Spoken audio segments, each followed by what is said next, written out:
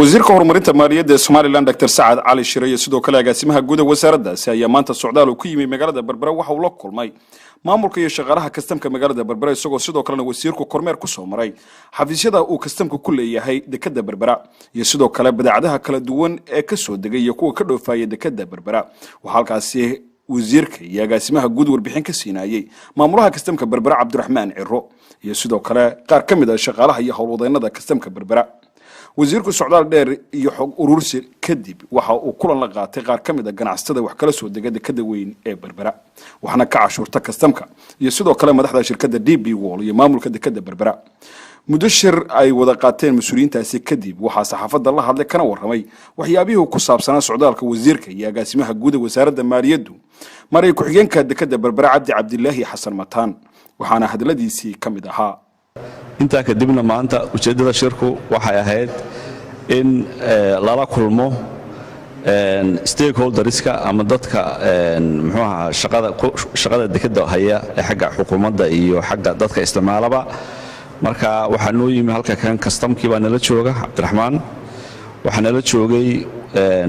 qoladan muxuu ahaa tayadhowrka iyo wasaaradda ganacsiga muxuu ahaa waxa iyaguna nala joogay maxay ahaaytay ganacsatadii waxa halkan joogtay DB World oo shirka nala gashay iyo ganacsatadii intayadaas waxaan ka wada hadlaynay arrimaha khuseeya sidii loo hagaajin lahaa ee loo dardad gelin lahaa adeega muxuu ahaa ay bixiso dekeddu waa adeeg bixiye wasaaradaha khuseeysan adeegaas markaas ay ka shaqeeyaan waxa sidoo la socono Berbera ay tahay goobta ugu muhiimsan ee ganacsiga Soomaaliland uu soo galo ilaa boqolkiiba dhowr iyo 90 baan oran karnaa ganacsigoodu Soomaaliland Berbera ka soo galaa dakhliga Soomaaliland soo galaana sidoo kale meelaha ilaha dhaqaale oo ka soo baxa weeyaan wasiirka horumarinta maaliyadda Soomaaliland Dr. Saad Ali Shiro isaguna halkaasi ka hadlay waxa uu sheegay in socdaalkoodana uu la xiriiray sidii ay u dardargelin lahaayeen howlaha kastamka Berbera sidoo kalena ay u eegi lahaayeen ganacsatada waddanka iyo sida ay ula shaqeeyaan kastamyada dalka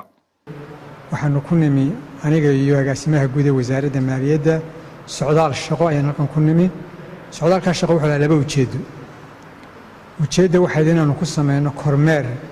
xafiisyada kastamka gaar ahaan iyo inaanu la kulanno daneeyayaasha dekedda inta isticmaasha iyo inta u adeegtaba inaanu la kulanno kormeerkan soo maray si fiican bay oo habsan ay shaqadu u socotaa si wanaagsan baan runtii ay u socotaa xagga dakhliga laftiisa si wanaagsan ayuu isaguna ugu socdaa halkii loogu talagalay